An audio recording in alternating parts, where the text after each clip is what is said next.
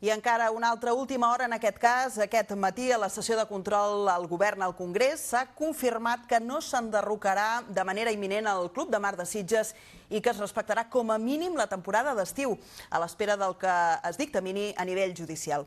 Ho ha confirmat la ministra per a la Transició Ecològica, Sara Akensen, a instàncies d'una pregunta de Junts al Congrés en què destacaven el valor patrimonial de l'edifici i reclamaven aturar la demolició de la instal·lació.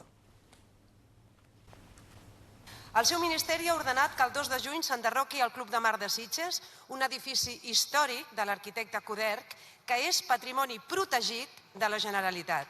Fan servir la llei de costes de piconadora per demolir la seva obra quan l'Ajuntament en ple demana aturar la demolició. In extremis, el Tribunal Superior de Justícia de Catalunya l'ha suspès 3 dies. Ahir, el secretari d'Estat de Medi Ambient es va comprometre amb Junts en que no hi haurà enderrocament en els propers mesos. Ens ho confirma?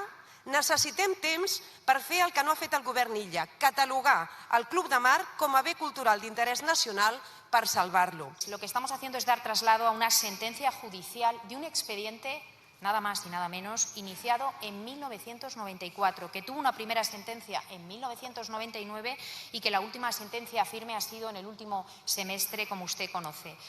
Y aquí somos respetuosos con las sentencias judiciales. Lo que sí le puedo confirmar, me lo ha solicitado, es que vamos a respetar y no perjudicar las actividades estivales, con lo cual no va a ocurrir nada de forma inminente. Me lo ha preguntado y se lo aseguro. Y mano tendida, seguimos hablando y manteniendo con usted el diálogo que estime oportuno.